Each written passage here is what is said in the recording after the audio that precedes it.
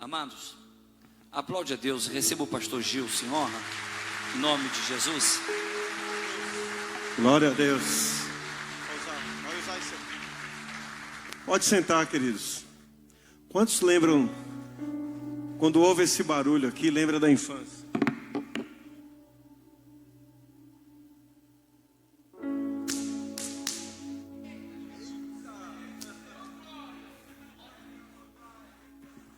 Lembrou da sua infância? Mas pastor, o que tem a ver Deus, o homem e a nossa geração, nossa descendência, os filhos e uma cinta? Sabe qual que é a musiquinha dessa menina aqui? Lá em casa é ai, ai, ai, ai, ai, ai, ai, doeu demais. Essa musiquinha, quando eu falo, vai cantar. Tem tudo a ver, amado. Tem tudo a ver. A importância de um homem estar conectado com Deus, ela é vital. Principalmente para a sua descendência. Mas por quê, pastor? No ano 2004, eu tive a oportunidade de estar na base da Jocum e conheci um pastor lá chamado Adalberto, missionário em Angola, e ele estava lá nesse mês que eu fiquei ali fazendo um curso, e ele contou algo que nunca mais saiu do meu coração. Ele quando estava na missão, ganhou um perfume caríssimo, caríssimo, pois hoje talvez custasse uns 500, 600 reais, de um americano que veio lá onde ele estava e deixou o perfume. Missionário, se uma coisa que missionário não usa é perfume, missionário usa desodorante, olha lá, porque as coisas não são assim com muito recurso. Então ele usava aquele vidrinho de perfume, era uma coisa assim que era para durar naquela toada e até a terceira geração dele, porque era muito caro, era um luxo para um missionário ter um vidro de perfume daquele. E o filho dele um dia chegou para ele e falou assim, já tinha 14 anos, e falou: pai, eu quero me batizar. Aí o pastor falou: senta aqui. Ele falou: por que você quer se batizar? Ele falou: porque eu entendo, e eu quero me batizar. Ele falou: você tem certeza? Ele falou: tenho, pai. E como é que você tem certeza que Deus existe? Sabe, um dia aquele pastor estava em casa e o menino tinha 7 anos de idade. Essa conversa ele estava tendo com 14. O menino tinha 7 anos de idade. E ele entrou em casa correndo, brincando, fazendo um aviãozinho, e passou por ele na sala e foi lá no quarto. E dá para imaginar o que aconteceu quando esse aviãozinho entrou no quarto e a asa passou perto da penteadeira e bateu no vidro de perfume, e o vidro de perfume foi para o chão. E aí o pastor estava lá na sala, ele ouviu o barulho e falou: não pode ser.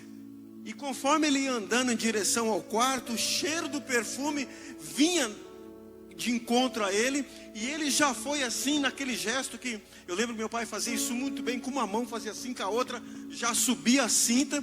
E quando ele entrou no quarto, que ele viu o vidro de perfume quebrado, o menino ali do lado, ele olhou para o menino, ele se enfiou entre a cômoda da cama, ajoelhou assim, e aí ele levantou a mão para poder dar no filho com a cinta. E o menino falou: pai, o senhor lembra de tudo isso? Ele falou: eu lembro, filho. Então, naquele dia, quando eu ajoelhei ali, que eu fiquei assim, eu falei: Deus, se o Senhor existe, o Senhor vai segurar a mão do meu pai. E eu não sei o que aconteceu, pai.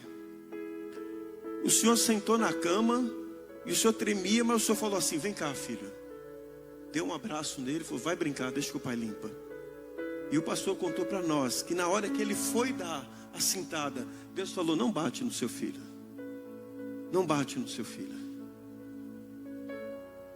Amados, quando o pai, o homem, ouve a voz de Deus, Deus alcança os seus filhos, Deus alcança a sua descendência, Deus alcança, Deus vai cuidar, Deus vai salvar. Mas o Senhor quer homens que ouvem a Deus, homens que o rancor, a raiva, a situação não impede de ouvir a voz de Deus. E que eu quero nessa noite, minha oração é que você ouça aquilo que Deus tem para você, através da vida do pastor Juscelio. Vem cá, pastor, receba ele em honra, porque hoje a voz de Deus, a palavra de Deus, vem através da boca desse homem.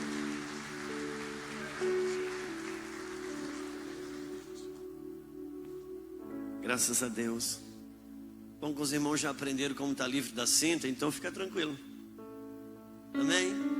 Vamos ficar tranquilo que já acabamos de aprender como ficar livre da cinta, então vamos ficar à vontade. Boa noite, meus queridos.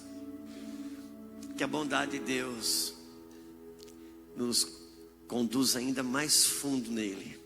Amém? A ideia é que a gente possa ir em lugares em Deus que a gente não foi ainda, e ser tocados por Deus em áreas da nossa vida que ainda não fomos tocados. Você sabe que um dos maiores desafios de um homem de Deus é largar aquilo que é de Deus para pegar aquilo que é de Deus. Um dos homens na Bíblia, fora Cristo, que nós mais admiramos é Paulo. E a minha maior admiração em Paulo está nisso. Paulo tinha uma capacidade de largar aquilo que era de Deus para pegar o que era de Deus. Porque a gente até tem uma disposição para largar o que é do diabo e pegar o que é de Deus. Mas largar o que é de Deus para pegar o que é de Deus parece ser mais difícil, porque afinal de contas é de Deus. Você sabia que muitas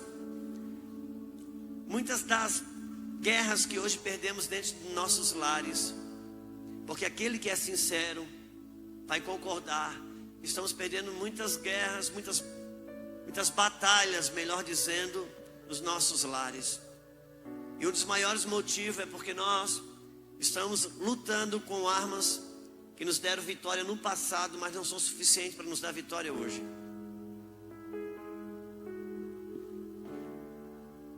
E nós não conseguimos nos atualizar porque estamos lutando com as armas que Deus deu.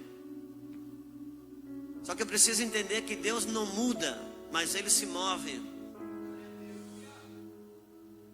Então tem coisas que é de Deus, que já foi vencida, já venceu, que Deus transicionou, que Deus mudou,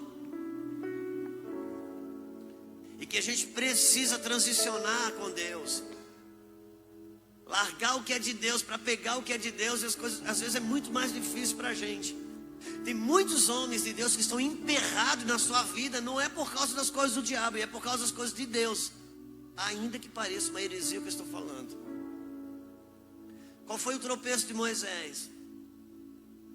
Deus falou para Moisés: Moisés, eu quero que você fale com a rocha, que a rocha vai dar água. E Moisés disse: Deus, o Senhor não se meta, por favor, que o Senhor já me ensinou. Tudo é com o cajado. Até ali Deus ensinou para Moisés que tudo que ele fazia usava o cajado. Agora Deus estava dizendo: Moisés, agora fala com a rocha. E o que Deus ensinou Moisés agora atrapalhou ele, porque Deus quis subir um nível com Moisés e dizer: Moisés, a partir de hoje você não vai usar mais as mãos, você vai falar. E se Moisés entra naquele nível, ia chegar o dia que Deus vai dizer: Moisés, agora vou te treinar noutra parada, você vai só pensar e as coisas vão acontecer. Tem gente que não entrou em algumas terras prometidas ainda porque está naquilo que é velho de Deus. Tem cara que está 30 anos no evangelho, ainda mostrando. Eu fico impressionado, o cara está 30 anos no evangelho, mostrando facada, bala, que atirou, que comeu o defunto. Depois de 30 anos, o que ele tem para contar é as coisas que o diabo fez ainda.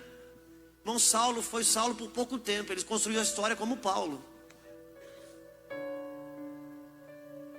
O homem precisa crescer com Deus e transicionar. Crescer com Deus. Amém. Você sabe, você que é pai sabe. pai tem um bebezinho menino, vai trocar a fralda, o bebê faz xixi na cara dele, ele ri. Você acaba de rir. Mas você tem um filho de 15 anos de idade, você vê aquele negócio quente na tua perna assim, pô, meu filho, para lá, cara. Então o tempo de fazer xixi na cara do pai e o pai rir já foi, cara. A gente precisa crescer, não é verdade? Crescer com Deus, desenvolver a nossa vida, largar o que é de Deus para pegar o que é de Deus. É um desafio para nós. O batismo do Mar Vermelho é bom, porque ele não precisa de altar, mas o batismo do Rio Jordão, esse precisa de altar. O que Deus está fazendo é nos esticando. Amém? Nos esticando. E eu queria nessa noite pedir a paciência sua, mas eu queria ler um pouco de Bíblia nessa noite. Amém? Homens de Deus que se alimentam da palavra de Deus. Ontem a gente conversou bastante, mas hoje eu gostaria de ler um pouco mais de Bíblia, para que possamos juntos acessar no Senhor, ou consolidar uma área no Senhor, que talvez hoje seja a chaga da igreja brasileira. Eu gostaria que você pudesse abrir em 2 Samuel comigo.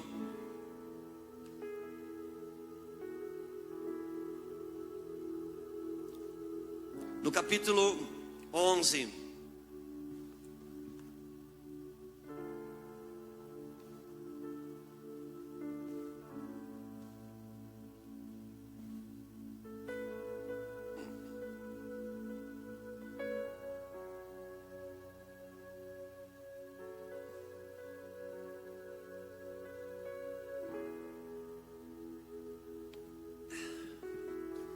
Queremos te dar graça, Senhor, de todo o nosso coração. Em nosso espírito queremos estar rendido a Ti.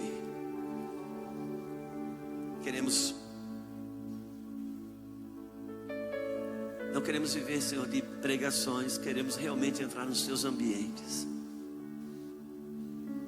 nos tornar, Senhor, aquilo que fomos feitos para nos tornar em Ti. Por isso eu clamo por Tua graça poderosa, Teu exército poderoso, aquele exército, Senhor, que o Senhor mostrou para Eliseu e abriu os olhos do moço e ele também viu. Eu oro para que o sangue do Cordeiro esteja sobre nós. Eu oro para que nenhuma palavra que não seja a voz do Teu Espírito tenha lugar aqui. Eu oro, Senhor, para que as Tuas trincheiras estejam armadas nesse lugar. Ó Deus, envia os Teus anjos de guerra. Ó querido e amado Espírito, abra um rio no ermo nesse lugar, em nome de Jesus. Obrigado, Pai.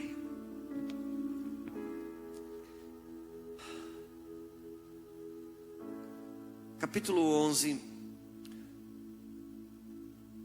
de 2 Samuel. É um texto muito conhecido, mas nós vamos ler, diz assim: E aconteceu que, tendo decorrido 1 ano, no tempo em que os reis saem para a guerra, enviou Davi a Joabe e seus servos,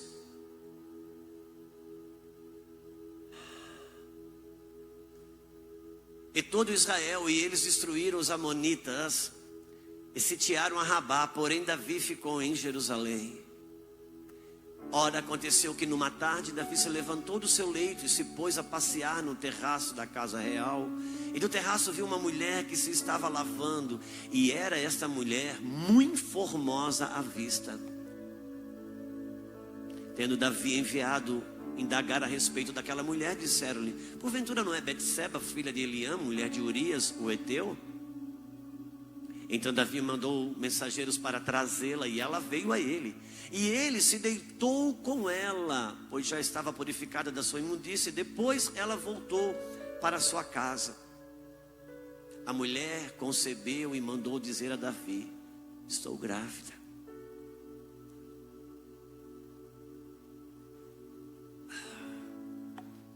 Eu gostaria de nessa noite podermos falar de coisas espirituais para pessoas espirituais. Amém?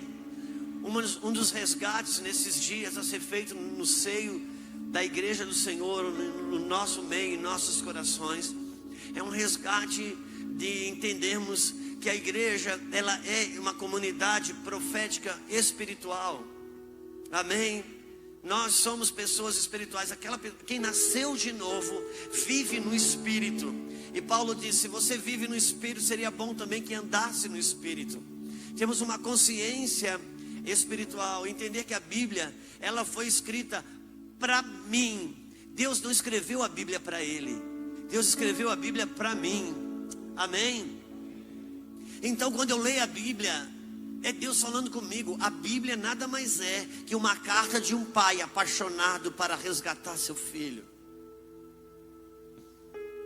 Por isso que eu não posso ler a Bíblia com olhos naturais. A Bíblia, ela é um livro espiritual para as pessoas espirituais. Por isso eu não posso ler a Bíblia com uma mente carnal.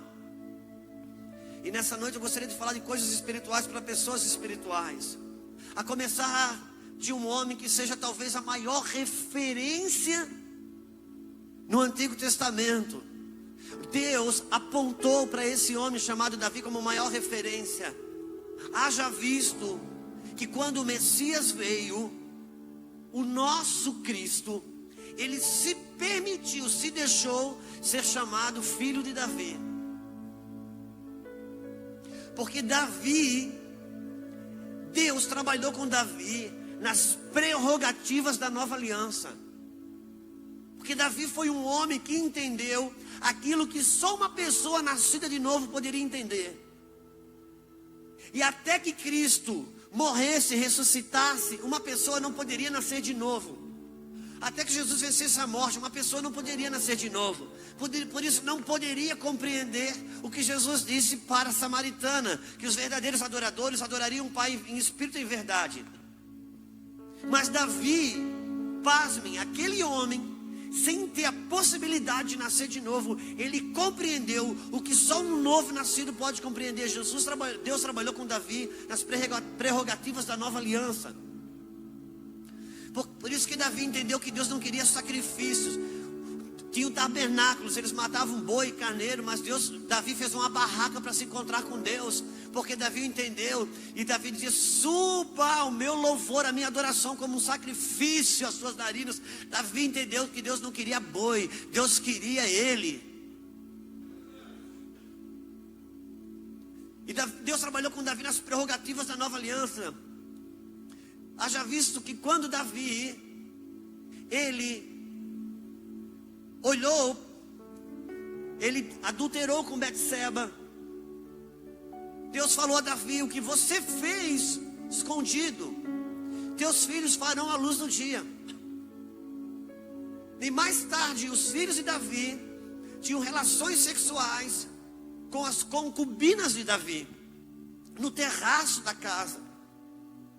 E Jesus, quando ele vem falar sobre adultério na nova aliança, ele diz: ouviste o que foi dito, não adulterarás. Na antiga aliança, ele disse: o que constituía um adultério é quando um cônjuge se relacionava com alguém que não fosse o seu cônjuge, fisicamente, sexualmente. Então isso era adultério. Jesus diz: eu estou trazendo a interpretação real para a nova aliança. Essa lei diz o seguinte: porque a nova aliança, ela nada mais é que uma internalização da velha aliança. Na velha aliança, você olhava uma placa na grama dizendo: não pise na grama. Na nova aliança, Deus arrancou a placa e colocou aqui dentro. Quando a gente vai pisar na grama, o Espírito aqui dentro diz: você não precisa mais disso. E Jesus diz: agora o adultério acontece quando um homem olha para uma mulher com intenção impura no seu coração e já adulterou com ela. Por isso que os filhos de Davi Deus trabalhou com Davi nas prerrogativas da nova aliança. Os filhos de Davi foram ter relações sexuais com as concubinas de Davi no terraço. Embora Davi tenha deitado com Betseba numa cama, mas quando ele olhava Betseba no terraço, foi ali que os seus filhos... Quantos entendem o que estamos falando? E Deus disse de Davi: esse homem é um homem segundo o meu coração. Cara, é diferente você saber que Abraão era amigo de Deus, você saber que Moisés conversava com Deus, e Deus disse: sabe, Abraão andou comigo, Moisés conversava comigo, mas eu achei um homem que é segundo o meu coração, Davi. Não era opinião de homens, era o próprio Deus. E é tão interessante, esse homem, segundo o coração de Deus, vai viver uma experiência que, sinceramente, eu e você, na nossa sinceridade, não acharíamos que um homem segundo o coração de Deus poderia viver.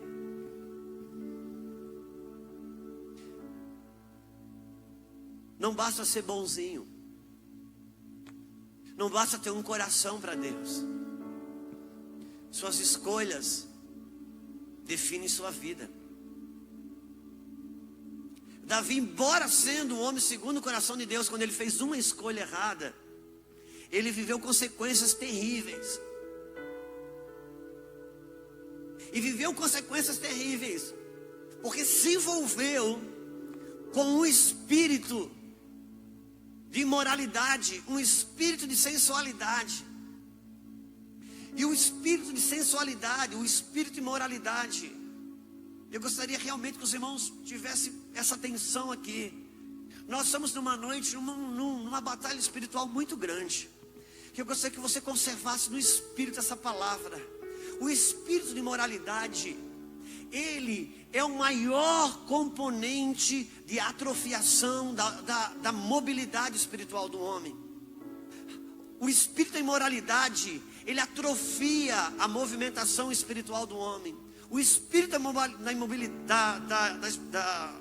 imoralidade, ele rouba a mobilidade espiritual.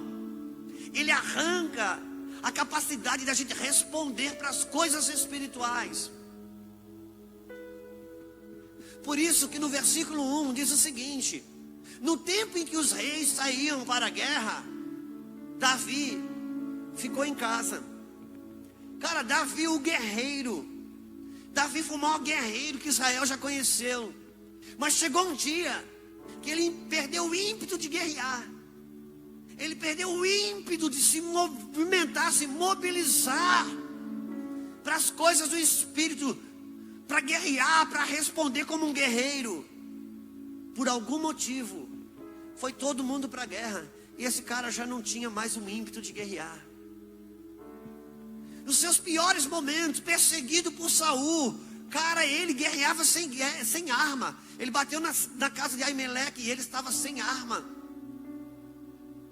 Só que agora, esse homem decide não guerrear. Ele organiza, era o tempo que saía para a guerra. E esse cara vai dormir um soninho da tarde. Ele fica em casa, foi todo mundo guerrear. Ele vai dormir um sono da tarde. E quando ele vai dormir um sono da tarde, ele vai num terraço e ele vê uma mulher tomando banho. Quando ele vê uma mulher tomando banho, algumas pessoas gostam de dizer que Davi se apaixonou por Betseba. Não, irmãos, Davi se interessou por um corpo. Ele se interessou por um corpo. A Bíblia diz, a própria Bíblia, a Santa Bíblia diz que a mulher era um avião. A Bíblia diz que a mulher era formosa à vista. Quando viu aquela mulher nua tomando banho, ele era rei. Ele disse, cara, alguma coisa mexeu dentro deles, traz essa mulher para cá.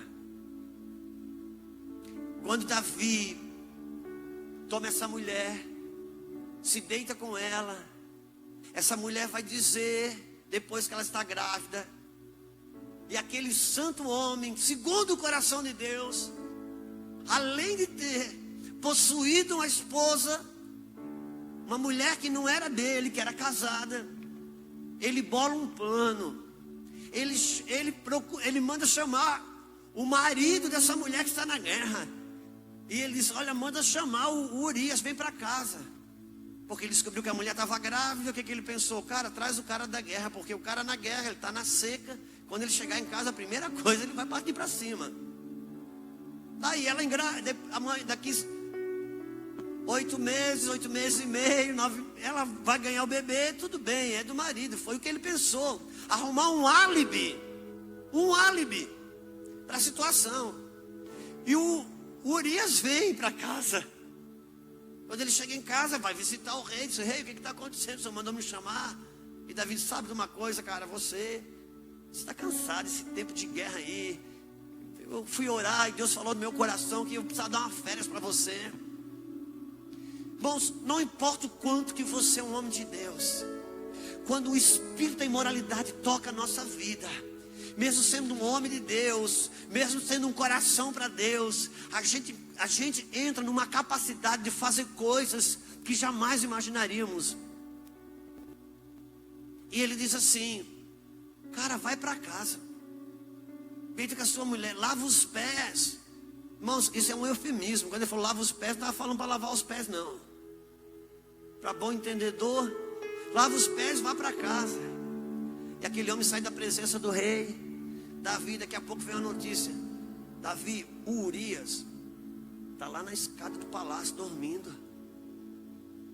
Deus começa a tentar trabalhar com a consciência de Davi. E diz, Davi, chama esse cara de volta.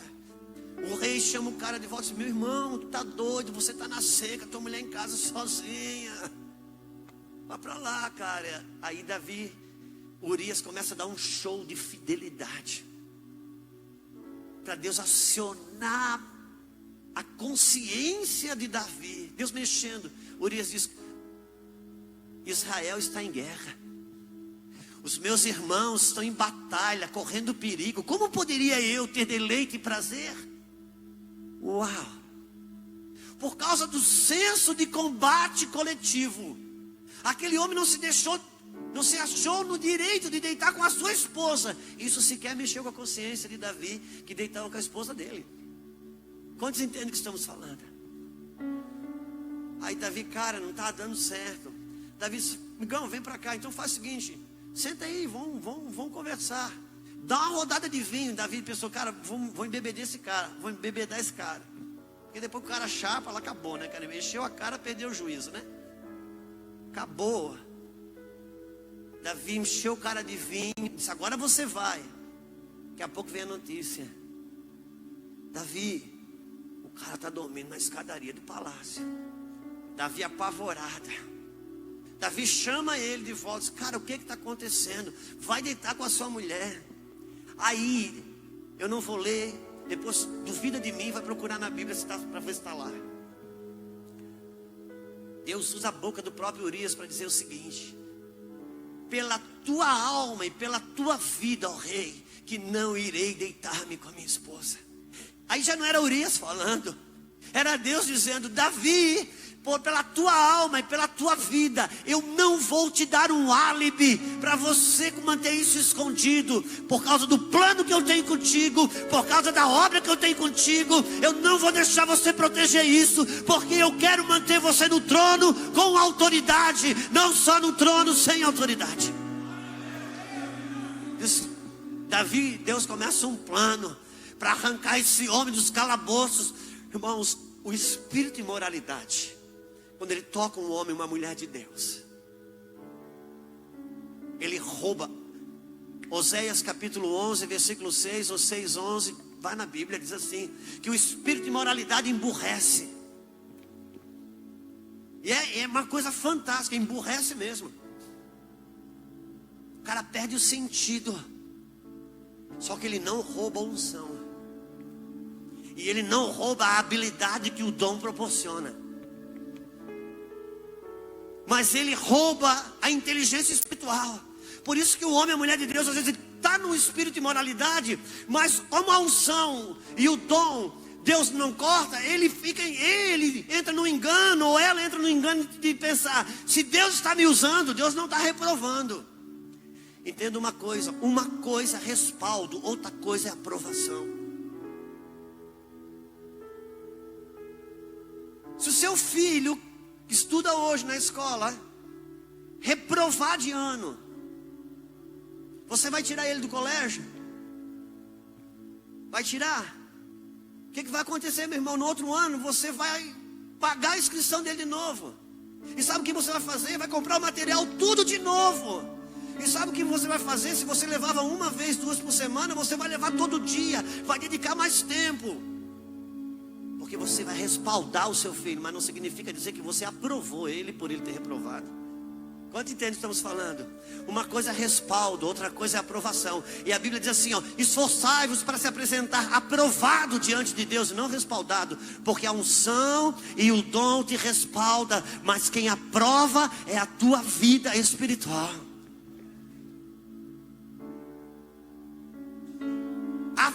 A imoralidade, quando a gente toca nela, ela vai arrancando a nossa mobilidade espiritual.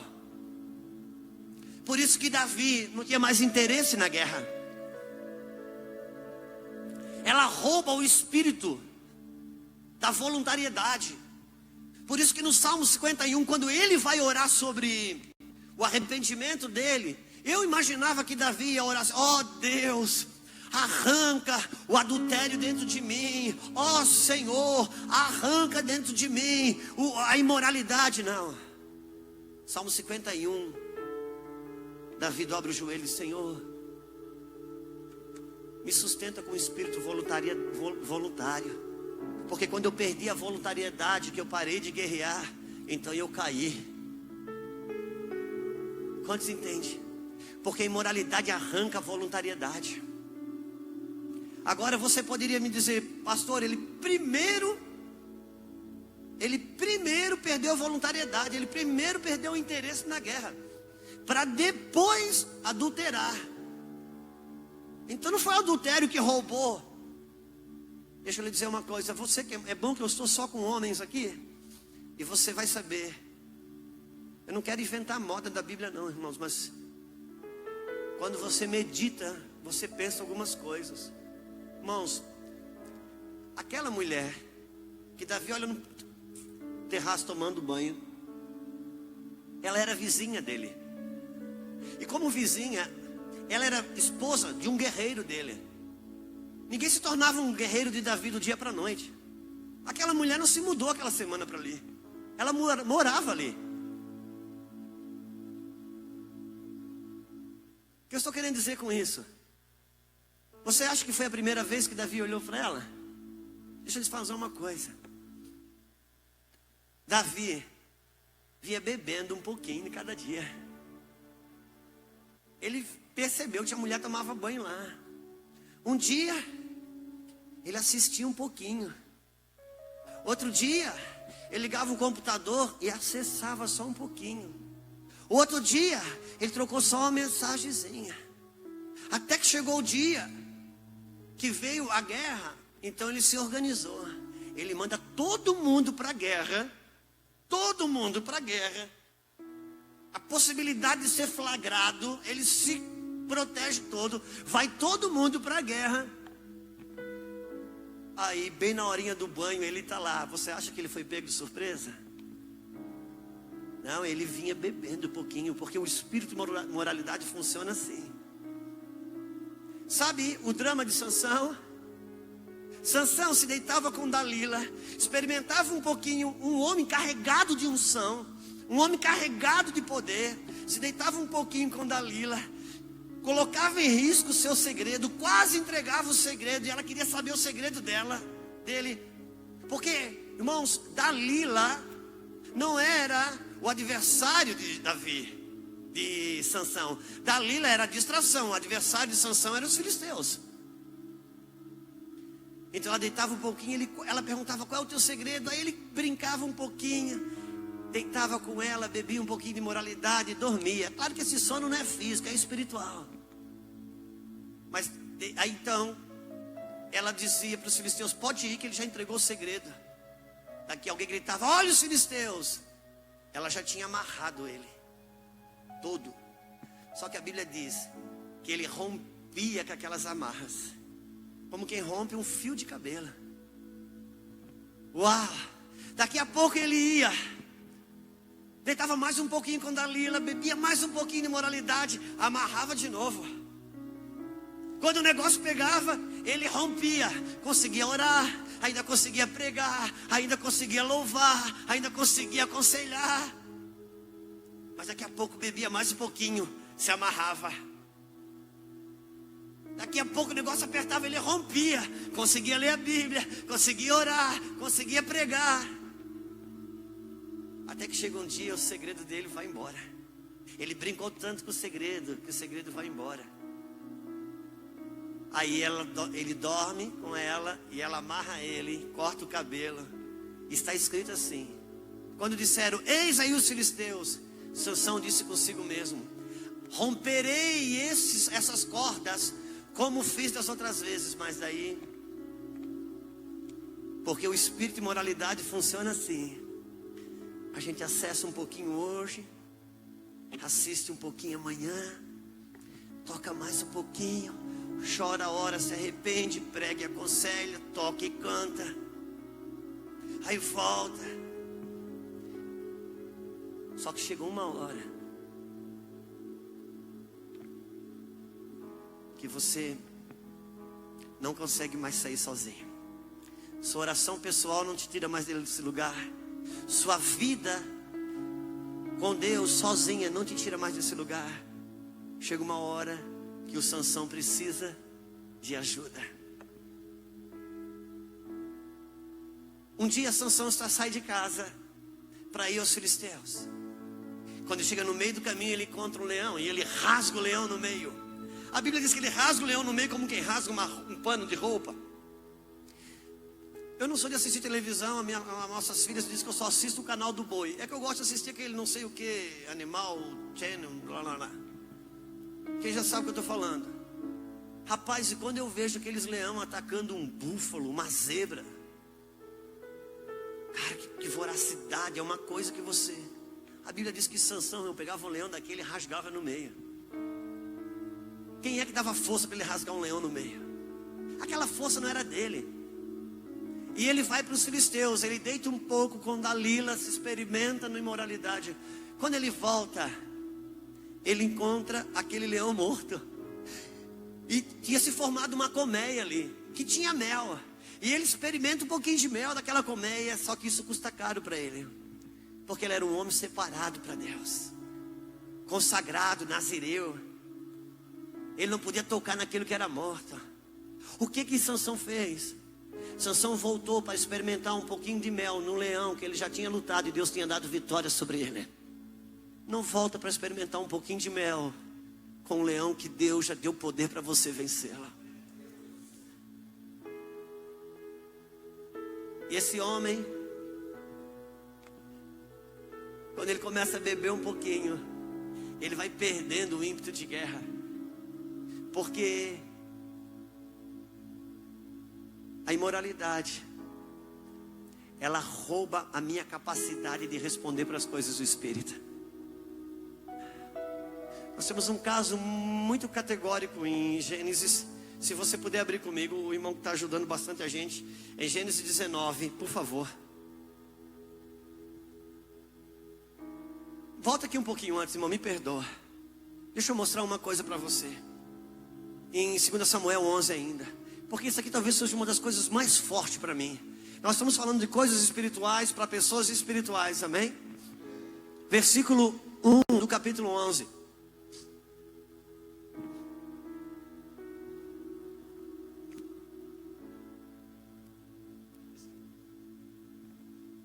Tendo decorrido um ano, no tempo em que os reis saem para a guerra, era tempo de sair para a guerra.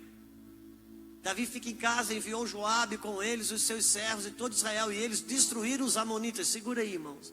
Eles saíram de casa. Talvez se você que está lendo na sua Bíblia, vai dizer que eles saíram para guerrear com os filhos de Amon. Outra tradução como essa diz que eles saíram para guerrear com os amonitas. Sabe quem é os amonitas? São os filhos de Amon. Sabe quem é Amon?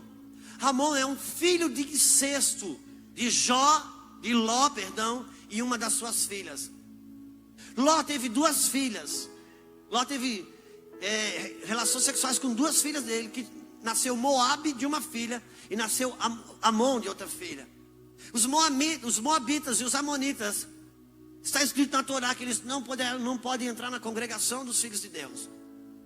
Eles sempre fizeram Israel pecar no campo da imoralidade. Porque a raiz deles é de incesto, a raiz deles é Sodoma e Gomorra. Só que o interessante que o exército de Davi venceu essa batalha. Venceram os filhos de Amon. E eles voltaram da guerra fazendo festa, que era o normal. Quando voltavam da guerra, voltavam com a bandeira do exército inimigo, voltavam com os despojos fazendo guerra. Quando chegavam perto de chegar a Israel, as mulheres os alcançavam na frente, tocavam pandeiro e vinham dançando. E é muito interessante, porque aqui nós temos um cenário muito comum na igreja brasileira hoje. Enquanto por terra, no visual físico, naquilo que é natural, Israel vinha festejando a vitória sobre o exército dos filhos de Amon. No espiritual, o principado de Amon estava derrubando Davi. Quantos entendem o que estamos falando? Porque isso é uma chaga na igreja brasileira hoje. Às vezes no natural você vê o ministério crescendo. Às vezes no natural você vê pessoas que gravando mais um CD, gravando mais um DVD, expandindo na internet. Mas no espiritual, o principado de Amon está derrubando Davi. Porque o espírito de imoralidade, ele é uma chaga hoje na igreja brasileira. E Deus busca contar com um remanescente que possa dar uma resposta para sarar essa geração que vem hoje sendo atacada na sua sexualidade desde criança. Só que Deus disse: Davi, o que você fez escondido, seus filhos farão à luz do dia. E há uma expressão na Bíblia, você conhece, eu fiz menção ontem aqui, que Deus converterá o coração dos pais aos filhos e dos filhos aos pais, mas primeiro dos pais, porque há uma necessidade que pais se convertam para que a geração de filhos seja guardada. Nossos filhos estão sendo atacados pelo espírito de imoralidade. Se vão usar ideologia de gênero, se vão usar seja o que for, desenhos animados, seja o que for, se uma geração de pais se levantam lacrados com Deus, derrubando o espírito de Amon, derrubando o espírito de Moabe, nossos filhos estarão guardados e protegidos, ainda que a perversidade rodeie. Deus está em busca.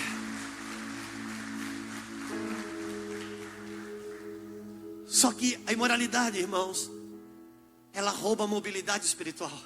Ela rouba o ímpeto de guerra. Gênesis 19, no versículo 12. Vamos aproveitar, vamos ler na sua Bíblia mesmo, meu irmão.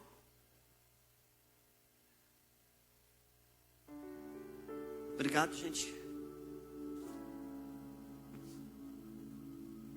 Gênesis 12, 24. Nós vamos na raiz dos filhos de Amon. Nós vamos ver um movimento de Sodoma e Gomorra na pessoa de Ló. Você achou aí, meu lindão?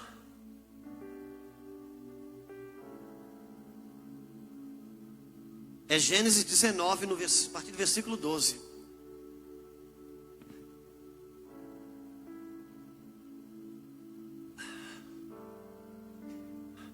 Deixa eu contextualizar aqui. Todos nós sabemos, mas só vou dar um toque. Debaixo da intercessão de Abraão, Deus fala para Abraão que ele vai destruir Sodoma e Gomorra. E Deus diz por que ele vai avisar isso a Abraão.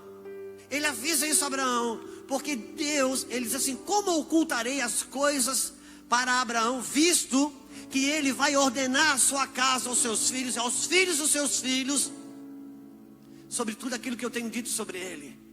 Quando um homem decide ordenar a sua casa, Deus diz: eu não vou ocultar o futuro sobre isso. E ele disse: eu vou destruir Sodoma e Gomorra. E eu sei que você tem um filho lá dentro, um sobrinho que foi criado como filho. Então Deus manda 3 anjos arrancar Ló de dentro de Sodoma e Gomorra. Quantos lembram dessa história? Então nós já estamos no ponto que os anjos chegaram e disseram: então disseram os homens a Ló: temos mais alguém aqui? Teus genros, teus filhos, tuas filhas e todos quantos tens na cidade, tira-os para fora desse lugar, porque nós vamos destruir esse lugar, porquanto o seu clamor se tem avolumado diante do Senhor, e o Senhor nos enviou a destruí-los.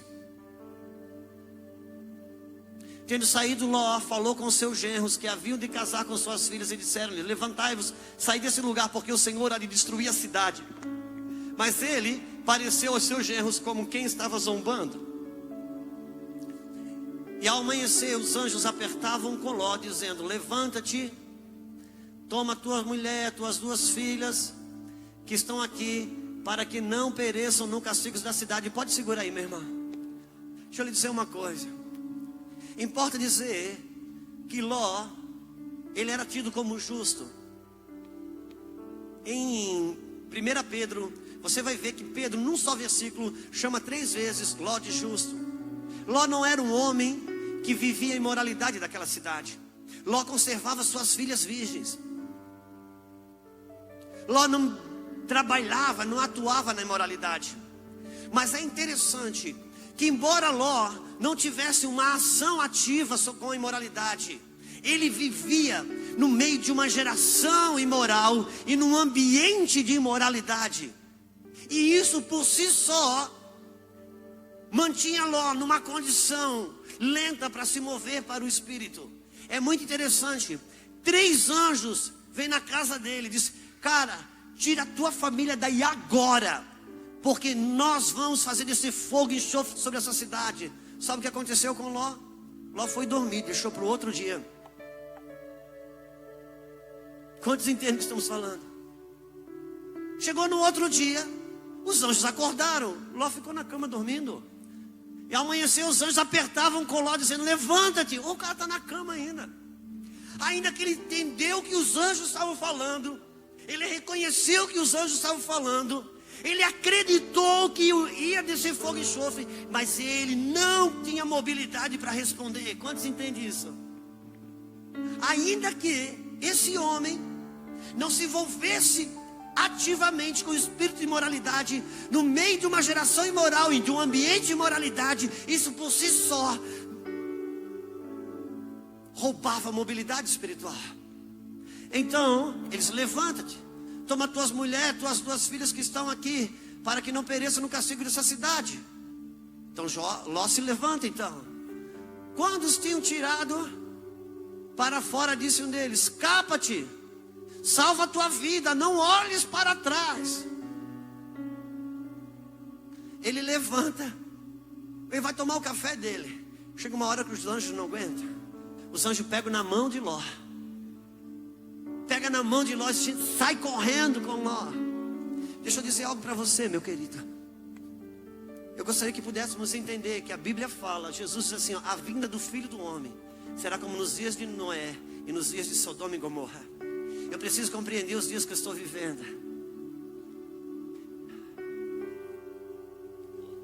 Eu nasci numa cidade praiana e moro lá até hoje. Uma cidade que tem praia e tem 4 braços de rios. Então a gente, na adolescência, tomava banho na praia e também tomava banho no rio. Só que há uma diferença muito grande entre tomar banho no mar e tomar banho no rio. Porque você dá 5 braçadas no mar, você avança.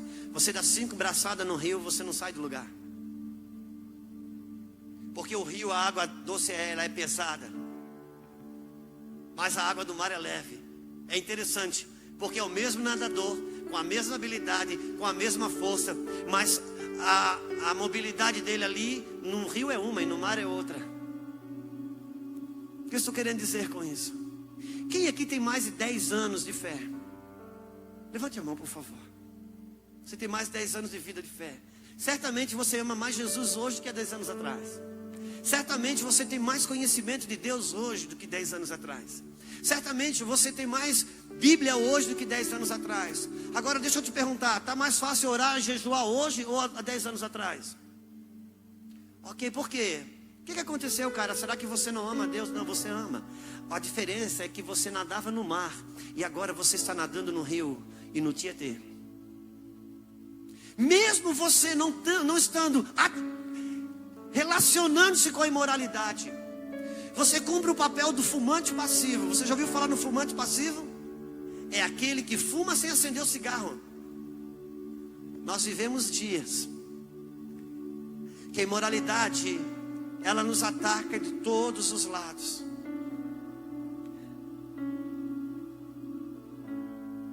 O cara está sentado em casa assistindo a televisão, passa a propaganda da sandália havaiana.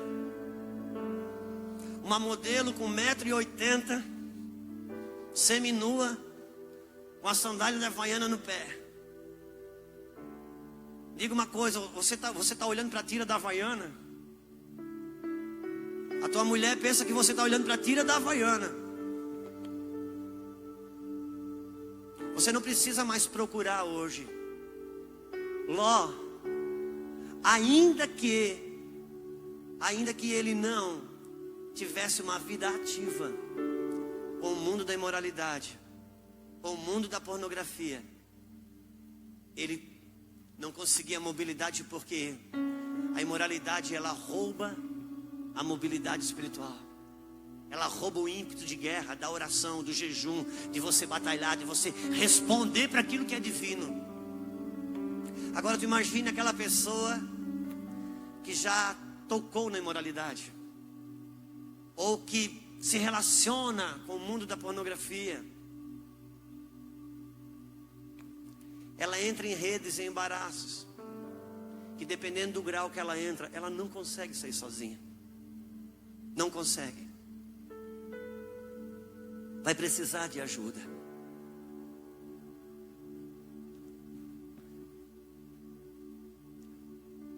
Eu faço parte de uma congregação que ela nasceu como casa de recuperação. Então nós somos muito fortes na área de casa de recuperação. E um médico uma vez veio dar aula para os coordenadores da casa de recuperação. E é interessante porque ele trouxe a foto de vários cérebros. Vários cérebros de pessoas mortas, obviamente. Aquelas tomografia. Ele botou tipo num varalzinho.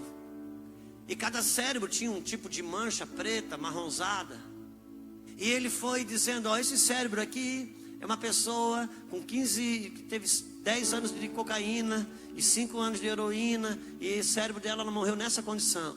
Essa pessoa aqui foi 18 anos de cocaína, tal. Essa aqui experimentou crack, cogumelo, rarará. E por último, ele deixou o cérebro, que era a parte mais escura e maior que tinha. Ele perguntou, quero que vocês descubram que tipo de droga afetou esse cérebro. E eles começaram a falar. E começaram a fazer um coquetel, né? Heroína, cocaína, crack. Quase mataram o que já estava morto. E o médico disse, isso é um cérebro que morreu viciado em pornografia. Ele tem a mesma capacidade de matar neurônios que a droga. E ele tem a mesma capacidade de viciar como as drogas. Para nós entendermos isso melhor, eu gostaria que você abrisse Provérbio capítulo 5 comigo.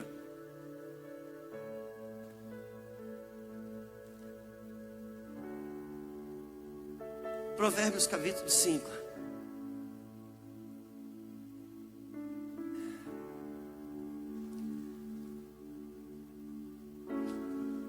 Eu vou ler um pouquinho de Bíblia com você agora.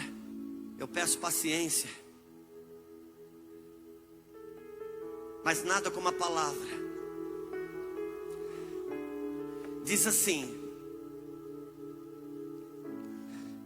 Nós vamos ler, diz assim: filho meu, atende a minha sabedoria, e a inteligência inclina os seus ouvidos, para conservares a discrição, e os teus lábios guarde o conhecimento, porque os lábios da mulher adúltera destilam favos de mel, e as suas palavras são mais suaves do que o azeite, mas o fim dela é amargoso como um absinto, agudo como uma espada de 2 gumes.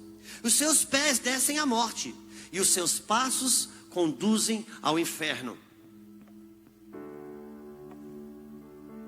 ela não pondera a vereda da vida. Anda errante nos seus caminhos e não sabe.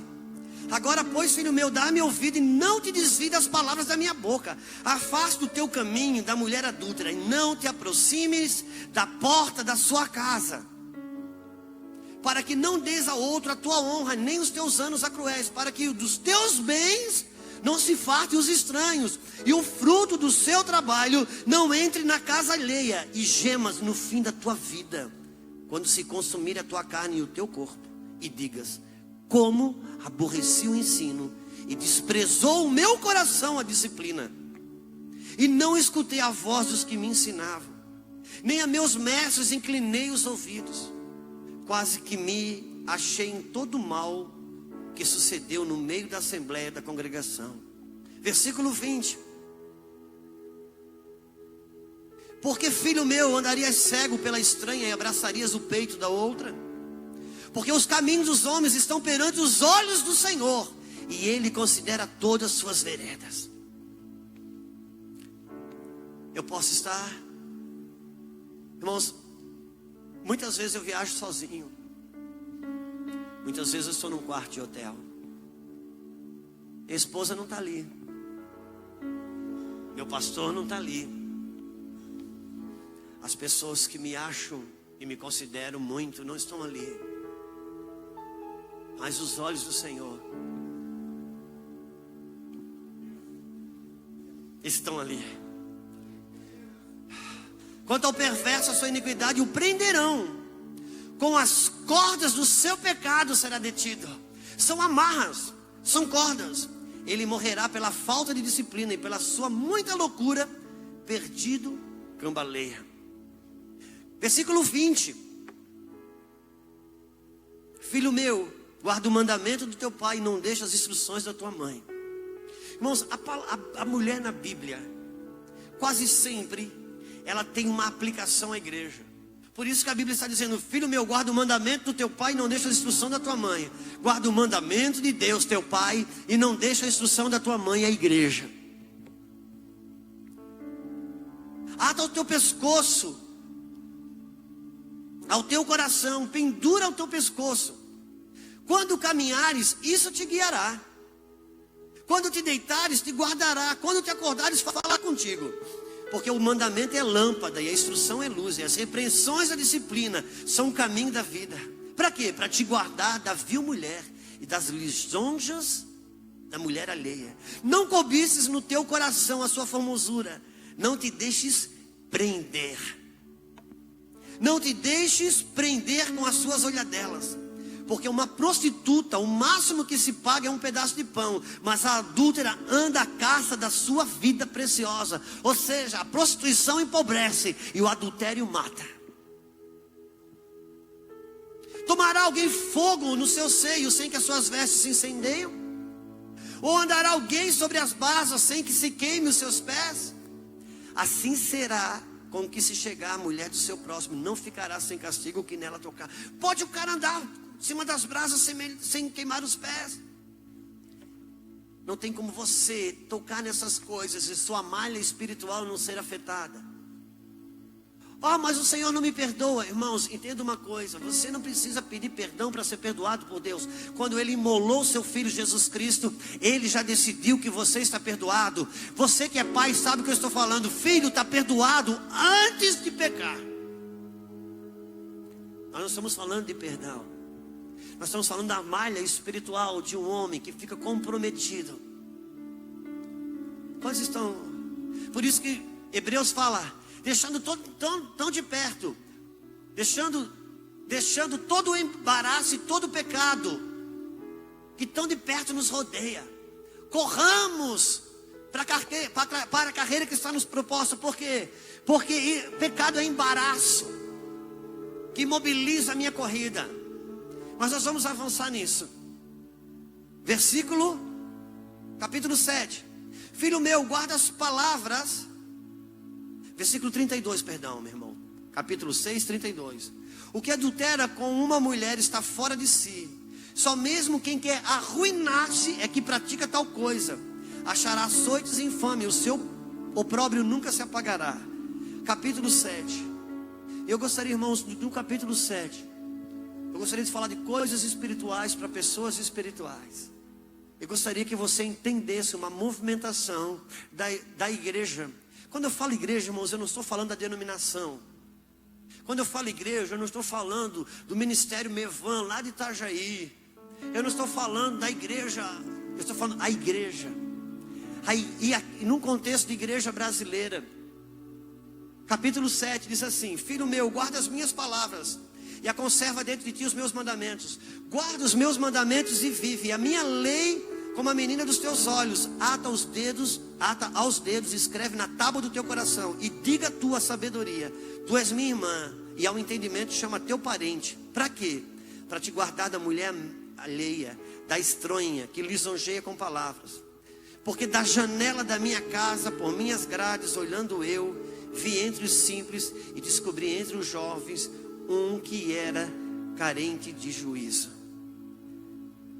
Da janela da minha casa, irmãos, eu não quero fazer propaganda de mim, não, longe disso. Mas se você quiser ouvir uma palavra para entender o que é janela na Bíblia, tem uma ministração que chama-se Janelas Espirituais Familiares. Se você procurar no YouTube, você vai achar. Irmão, não estou fazendo propaganda de mim, não. Você viu ali atrás se tem algum material meu, DVD, alguma coisa para vender? Não, não tem, não é? Então tá bom, então não estou aqui fazendo propaganda de material meu, que eu nem trago. Eu estou dando as mãos a você, porque Deus quer voltar a fazer que os homens da igreja brasileira, nós sejamos um exército que se mobiliza, que flui no Espírito, que não dependa mais da intercessão das mulheres. Porque entendam uma coisa, cara, pode colocar isso na sua cabeça: quando a sua mulher ora é uma intercessão, quando você ora são sentenças de juízo. Porque isso não tem a ver com a sua espiritualidade, tem a ver com o que Deus te colocou. Deus colocou você como um cabeça da sua casa e autoridade. Se a tua mulher ora, é uma oração de intercessão. Se você ora, são sentenças de juízo. Não tem a ver com... Não tem a ver com você se ver espiritual ou não. Uma das coisas mais difíceis que eu encontro na igreja brasileira hoje é mulheres, esposas parecendo super espiritual, e ela sem falar nada, mas ela comunica para o marido que ela é espiritual e o marido não é. E o cara se vê atado. Por quê? Porque ele olha para a esposa toda semana sonha sonhos de Deus, tem visão, todo dia Deus mostra, toda semana Deus falou, Deus mostrou. Pô, o cara não enxerga nada, não ouve nada, não vê nada. O cara pensa: se eu não estiver no inferno já está bom. E ela, com essa falsa espiritualidade, coordena o homem aonde que ele queira ir, porque ela se interpõe, coloca: ela tem Deus e ele não tem. Então quando ele contraria ela, ele está contrariando Deus. Entendam uma coisa: Deus colocou você como cabeça do lar. Até os anjos respeitam a tua autoridade. 1 Coríntios capítulo 11, versículo 10. Então, meu irmão, você já teve a experiência de ver um policial desse tamanhinho abusar de autoridade com você? A gente olha para o tamanho daquele cara, se dá um tapa no lado da orelha, só que você respeita, porque você é maior que ele, tem mais força que ele, mas ele tem uma roupa que diz que ele é autoridade e você não. É disso que eu estou falando. Não é o quanto que a tua mulher parece ser espiritual. Você foi estabelecido como autoridade na sua casa. Então não é se você vê, se você não vê, se você não ouve, se você não ouve. Quando você dobra o seu joelho para orar, dobra mesmo. Não tem a ver se você é espiritual ou não. Tem a ver que Deus te estabeleceu como autoridade. Por isso, se a tua mulher ora, é intercessão. Se você ora, são sentenças de juízo contra os inimigos de Deus que se levantam contra a tua casa. Não tem a ver com prepotência, não tem a ver com soberba. Simplesmente aceitar a condição que Ele me estabeleceu. Você é autoridade ali. Versículo 7. Versículo 9. Versículo 8. Agora acertei. que ia e vinha pela rua junto à esquina da mulher estranha e seguia um caminho da sua casa. À tarde, no dia, no crepúsculo, na escuridão da noite, nas trevas, eis que a mulher sai ao encontro com vestes de prostituta e astuta de coração. Isso é um toque da igreja brasileira. É apaixonada, inquieta, cujos pés não param em casa. Ora está na rua, ora nas praças, espreitou por todos os cantos. Aproximou-se dele e o beijou, e de cara impudente lhe disse: sacrifício pacíficos tenho te oferecer. Paguei hoje os meus votos, por isso saí ao teu encontro, a buscar-te e te achei. Interessante, porque essa mulher era prostituta, mas ela tem uma conversa espiritual. Ela é prostituta, mas ela tem uma conversa espiritualizada, dizendo: eu já paguei os meus votos, eu já paguei meus sacrifícios e fui buscar-te. Porque há um campo de moralidade que atinge a igreja brasileira, que espiritualiza coisas, que funcionam como cobertores de moralidade, que imobiliza a ação espiritual. Você vai ver que no versículo 16 ela vai dizer: já cobri as coxas com a minha, já cobri de coxas as minhas camas de linho fino de várias cores. De linho fino do Egito, de várias cores. O que a Bíblia diz sobre o linho fino? Que ele é os atos de justiça dos santos. Só que aqui ela diz: a minha cama eu cobri com linhos finos do Egito.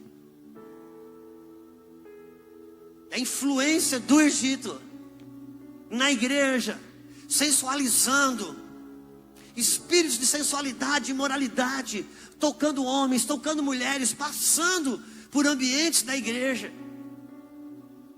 Versículo 17 diz: já perfumei o meu leito com mirra, aloés e canela. Uau! Você sabe o que é mirra, aloés e canela? São os ingredientes da unção. Pode perguntar para o nosso teólogo, que ele vai ensinar. São os ingredientes da unção. Está falando de um movimento na igreja, onde pessoas, acoberto com a sua unção, com a sua habilidade, com o seu dom, com a sua unção, um espírito de moralidade que toca homens, que toca mulheres, que quebra matrimônios, que machuca filhos dentro do lar e da igreja, e que rouba o padrão de Deus, que Deus quer abençoar a sua casa. E ela vai dizer ainda mais: vem, embriaguemos-nos de delícias de amor, até pela manhã gozemos de amor. Porque o meu marido não está em casa e saiu de uma viagem para longe. Levou consigo um saquetel de dinheiro.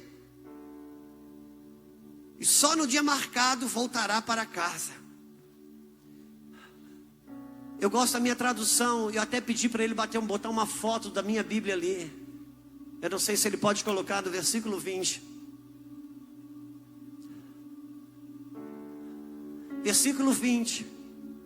Diz assim: um saquetel de dinheiro levou na sua mão. Só no dia marcado voltará para casa.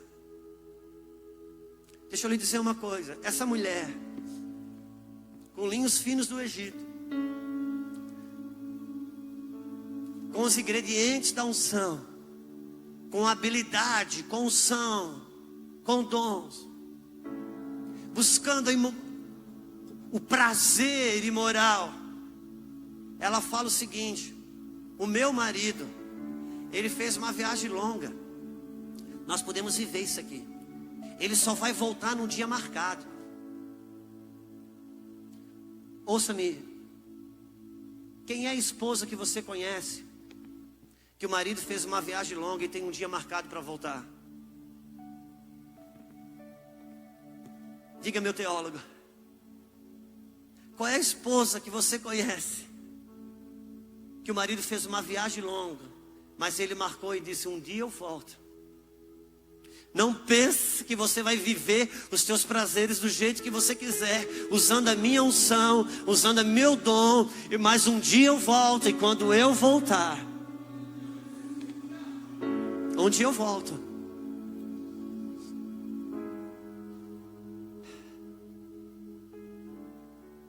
Versículo 21. Seduziu com as suas muitas palavras, Pode voltar para lá. Muito obrigado, meu amado, se você puder voltar para você lá.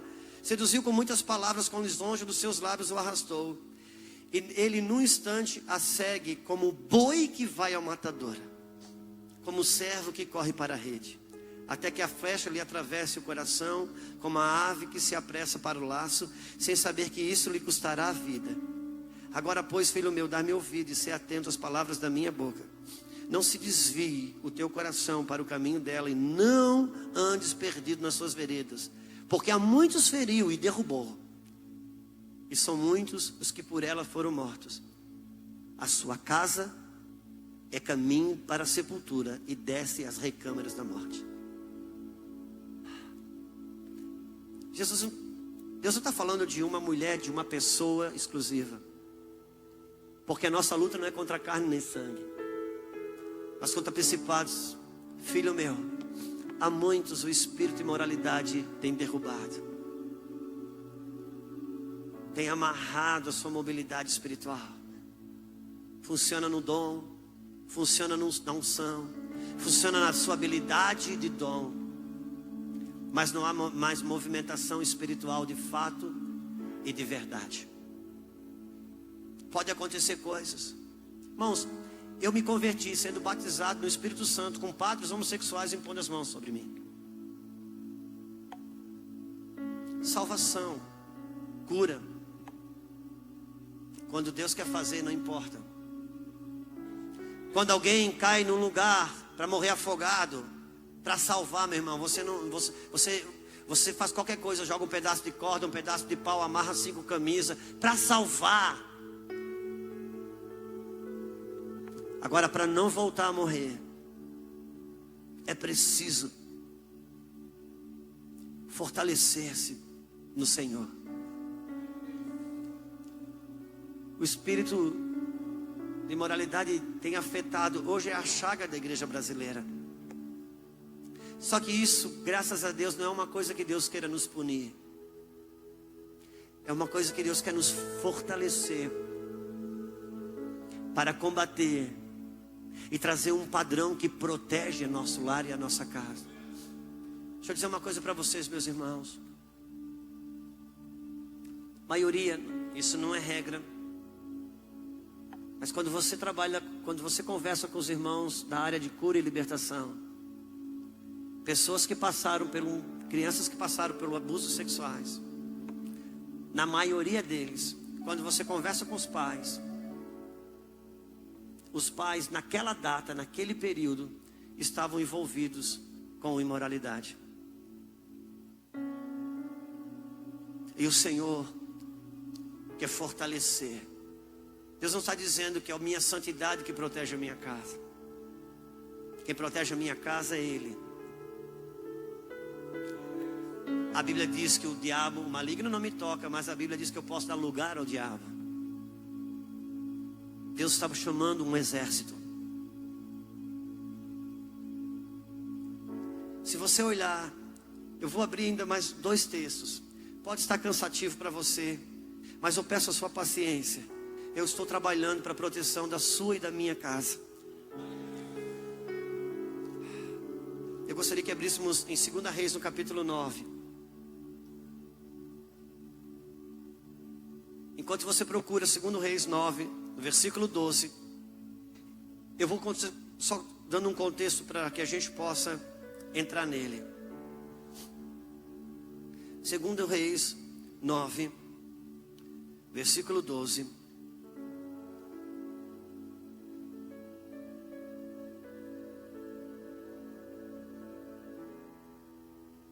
Versículo 16. Deixa eu dizer uma coisa. Quando Deus decidiu romper com o legado de Jezabel sobre a nação de Israel, Deus decidiu ungir um homem chamado Jeú. E nós vamos saber por que Deus escolheu Jeú para derrubar esse principado. Versículo 16 do capítulo 9 diz assim: Então Jeú subiu a um carro e foi a Jezreel, porque Jorão estava de cama ali. Também Acasias, rei de Judá, descera para ver Jorão. Ora, o atalaia estava vindo.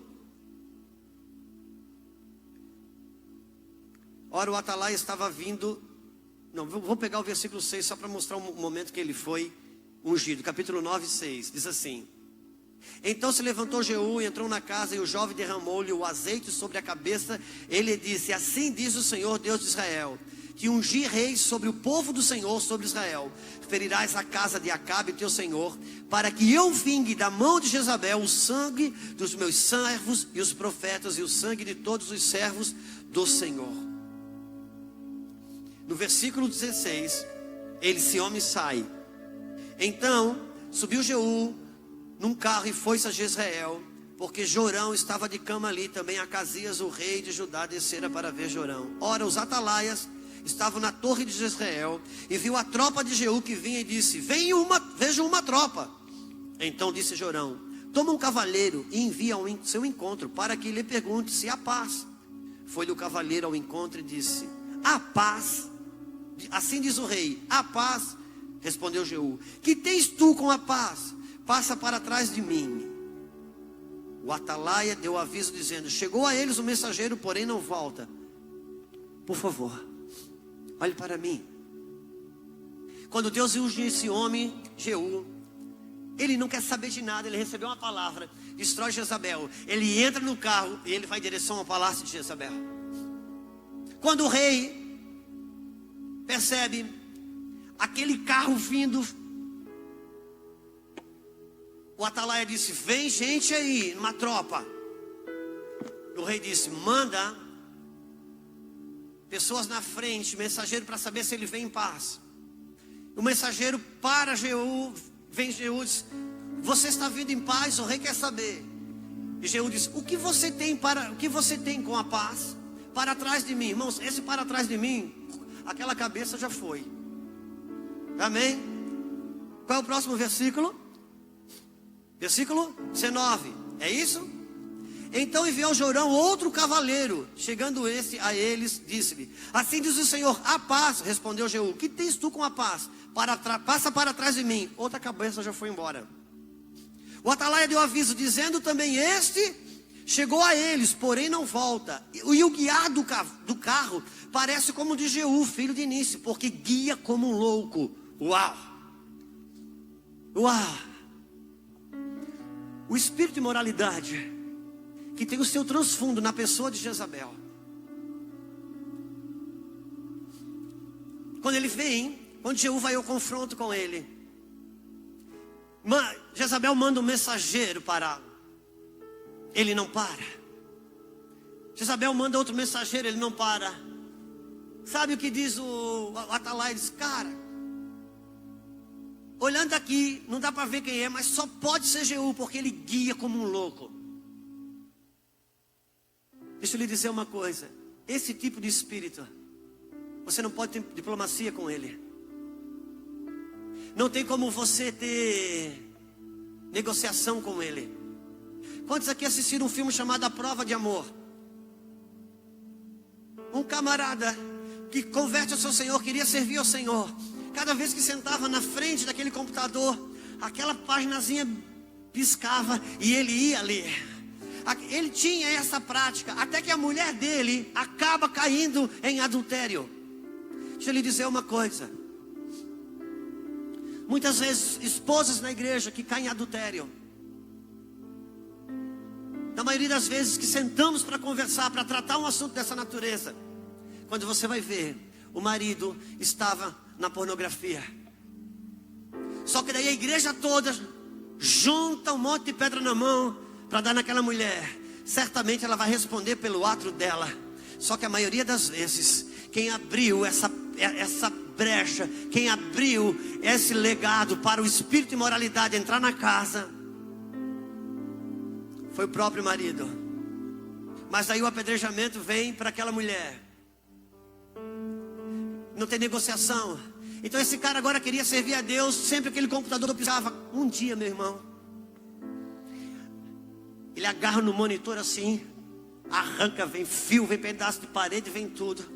Ele vai lá no jardim, joga, pega um taco de beisebol, porque com esse espírito, cara, não tem negociação, amigo, não tem conversa.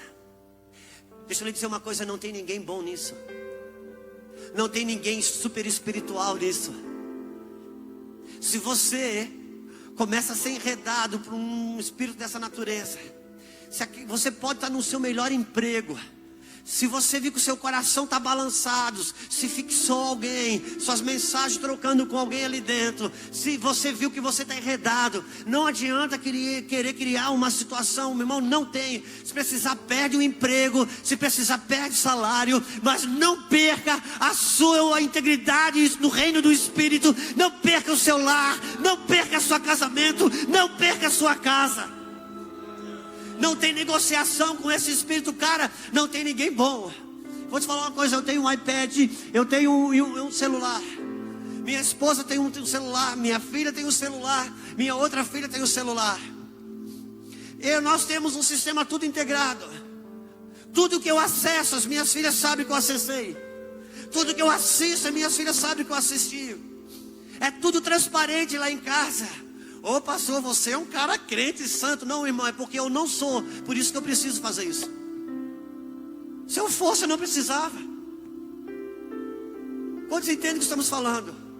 Você não está ouvindo a voz de um cara santo, não, cara. Você está ouvindo a voz de um cara que tem consciência do perigo que é isso. Por isso não é o santo falando para o pecador, é um irmão falando para outro irmão. Deus está chamando um exército que saia dessa morbidez, que saia dessa inércia, que se santifique em Deus, que tome a espada do Espírito, que lacra a sua casa, para cobrir muitas casas que estão sendo atacadas.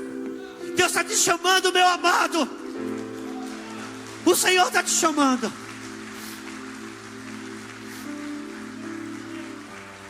Não tem ninguém bom nisso. E ele vai. E ele vence.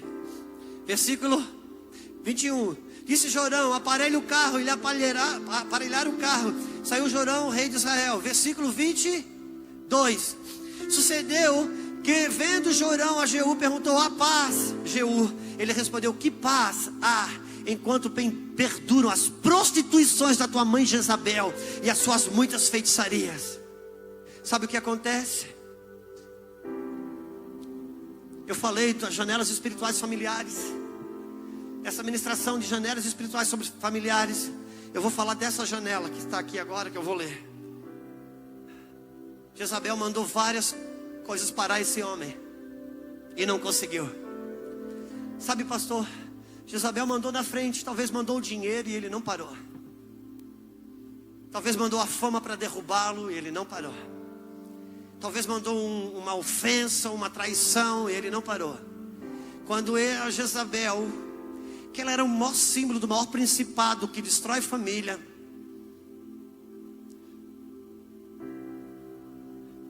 porque Jezabel é uma maior obra para destruir família.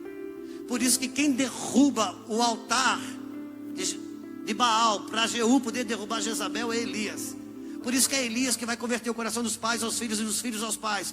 Porque uma geração debaixo do espírito de Elias vai trazer de volta para a terra o padrão da família de Deus. Que o espírito de Jezabel, ele deturpa isso. Então ela vem. Quando não tem mais ninguém, quando ninguém consegue parar esse homem, ela mesmo vem e espera. Quando ele chega no palácio, versículo 30. Pode colocar aqui, meu amado, versículo 30. Eu vou esperar você colocar. Eu quero ler junto com os irmãos. Depois que Jesus veio a Israel, que ouvindo Jezabel, pintou-se em volta dos olhos, enfeitou a sua cabeça e olhou pela janela. Uau! Por fim ela se apresenta. Quando nada pôde parar a carreira desse homem, a proteção da unção, da graça, do favor de Deus, ela abre uma janela. Irmãos, uma janela é uma abertura no reino do Espírito sobre a vida de uma pessoa. A Bíblia diz que ela pinta em volta dos olhos, ela enfeita a sua cabeça, abre uma janela e o próprio espírito da sensualidade se apresenta para João. próprio espírito da sensualidade se apresenta para Jeú. Só que Jeú, cara, não tinha negociação. Jeú não tinha conversa. Deixa eu lhe dizer uma coisa, não tem diplomacia com isso. Não tem um pouquinho hoje. Se você tomar meio comprimido de veneno por dia, achar que isso não lhe mata, o dia que isso afetar num grau a corrente sanguínea, vai ser a mesma coisa que você tivesse virado o vidro. Nós estamos debaixo de um ataque ferrenho sobre isso. Nossas crianças estão sendo atacadas. E como sair disso? Então eu vou ler o último texto da noite, contando com a sua misericórdia e com a sua paciência, que está em Josué no capítulo 7.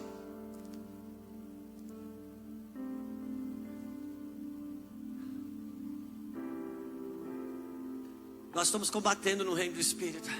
Vença o sono, irmãos, por favor. Vença.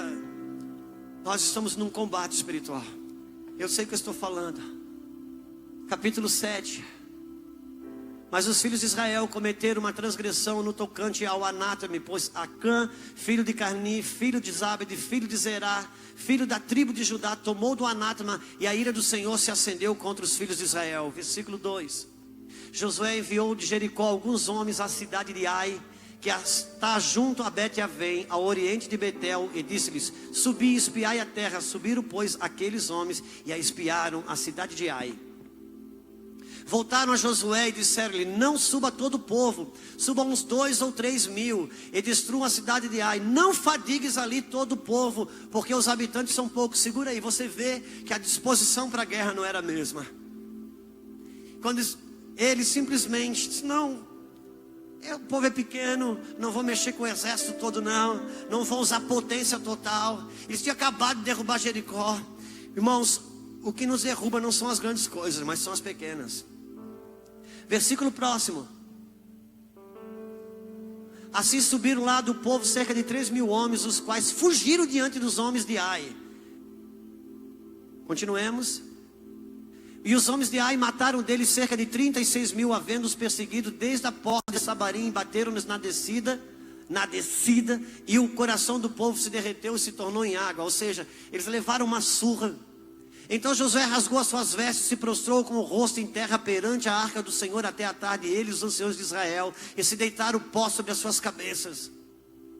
E disse Josué: ah, Senhor Deus, por que fizestes esse povo atravessar o Jordão para nos entregar nas mãos dos amorreus, para nos fazeres perecer? Oxalá nós tivéssemos contentado e morrermos além do Jordão. Ah, Senhor, que direi eu depois de Israel, depois que Israel virou as costas diante dos seus inimigos? Pois os cananeus e todos os moradores da terra ouvirão e cercando-nos, exterminarão da terra o nosso nome. E então, que farás pelo teu grande nome? Respondeu o Senhor a Josué: levanta-te, por que estás assim prostrado com o rosto em terra? Israel pecou, eles transgrediram no meu pacto que eles tinham ordenado, e tomaram do anátema, fugiram e dissimulando, esconderam-no entre a sua bagagem.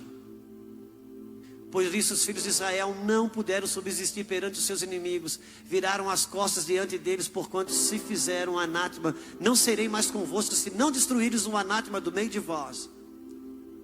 Levanta-te, santifica o povo, e diz-lhe: santificai-vos amanhã, pois assim diz o Senhor, o Deus de Israel: anátema há no meio de ti. Israel não poderá suster-te diante dos teus inimigos, enquanto não tirares no meio de ti o anátema. Amanhã, pois, vos chegarei segundo as vossas tribos, segundo as vossas tribos, a tribo que o Senhor tomar, chegará por família, a família que o Senhor tomar, se chegará por casa, e a casa que o Senhor tomar, se chegará homem por homem. E aquele que for tomado com anátema será queimado no fogo, ele tudo quanto tiver, porquanto transgrediu o pacto do Senhor e fez uma loucura em Israel. Essa palavra loucura Israel, você só vai encontrar mais uma vez na Bíblia, no original, que é quando fala do adultério, lá em Levíticos. Então Josué se levantou de madrugada e fez chegar a Israel, segundo as suas tribos, e foi tomada por sorte a tribo de Judá.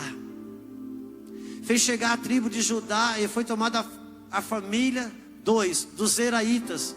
Fez chegar a família dos Zeraitas, homem por homem, foi tomado a Zábide, a casa de Zábide, 3. Fez chegar a casa de Zábide, homem por homem, foi tomado Acã, 4.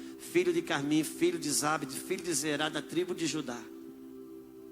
Então disse Josué a Acã: filho meu, dá, peço-te glória ao Senhor Deus de Israel, e faze confissão perante ele. Declara-me agora o que fizeste, não me ocultes. Respondeu Acã: Josué, verdadeiramente pequei contra o Senhor Deus de Israel, e eis o que fiz. Quando vi um despojo, uma boa capa babilônica, e 200 ciclos de prata, e uma cunha de ouro de peso de 50 ciclos, cobicei-o e tomei, e eis que estão escondidos na terra, no meio da minha tenda, e a prata debaixo da capa. Então Josué enviou mensageiros que foram correndo à tenda, e eis que tudo estava lá escondido na sua tenda, estando a prata debaixo da capa. Tomaram, pois, aquelas coisas do meio da tenda e as trouxeram a Josué e a todos os filhos de Israel, e as puseram perante o Senhor. Então Josué e todo Israel com ele tomaram a Acã, filho de Zerá, a prata, a capa, a cunha de ouro, e também os seus filhos e as suas filhas, e os seus bois, jumentos e ovelhas, e a sua tenda, e tudo quanto tinha, e levaram-nos ao vale de Acor. E disse Josué: porque nos perturbaste, hoje o Senhor te perturbará a ti. E todo Israel o apedrejou, e queimaram-nos no fogo, e os apedrejaram. Uau, que história triste. Eu li muito, mas nós estamos lendo Bíblia. Deus está levantando um exército.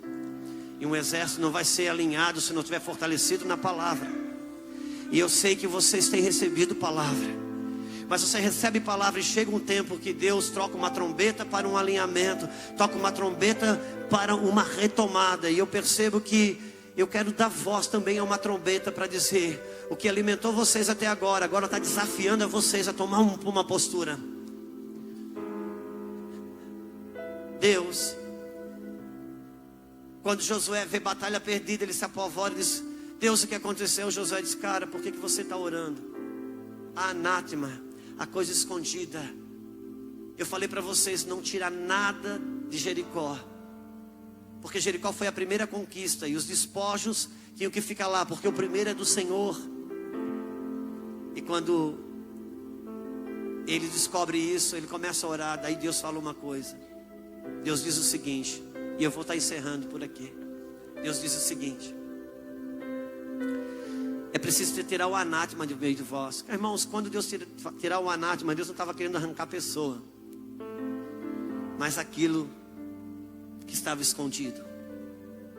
Eles façam um sorteio das 12 tribos. A tribo que cair, você faz um sorteio por família. A família que cair, você faz um sorteio por casa. E a casa que cair, você faz um sorteio de homem por homem. E esse cara que saiu sorteado foi o que tem as coisas escondidas. Agora eu lhe pergunto, meu irmão, me responda: o Deus que sabe tudo precisava mandar fazer um sorteio? Ele não podia dizer: ó, é fulano de tal? O que Deus estava fazendo? Deus sabia que aquilo ia acabar com a vida de Acã, seus filhos, sua casa, sua esposa. E Deus nunca quis que nenhuma casa se perdesse. Cada sorteio Deus estava dizendo: Acã, sai desse esconderijo, cara. Eu não quero te matar. Quem te mata é o que você esconde. Cada sorteio que acontecia, Deus estava dizendo: Acã, vem para fora, confessa, procura alguém que seja maduro espiritual suficiente para te ajudar. Acã, eu não quero, a tua casa vai morrer. Chega uma hora, vem o juízo, não meu, mas do próprio peso daquilo que você está escondendo. Procura o pastor, cara. Procura alguém. Você não vai sair disso sozinho. Deus podia dizer: é Acã. Deus: não, faz sorteio. Deus estava dizendo: Acã, não adianta, eu quero que você saia desse lugar. Eu não quero te matar, eu quero te salvar, cara. Entenda isso. Mas eu penso que cada sorteio que era feito, que estreitava mais para o lado de Acã, eu acredito que ele ia lá, levantava o colchão dele, cavava mais, enterrava mais, que é a tendência nossa.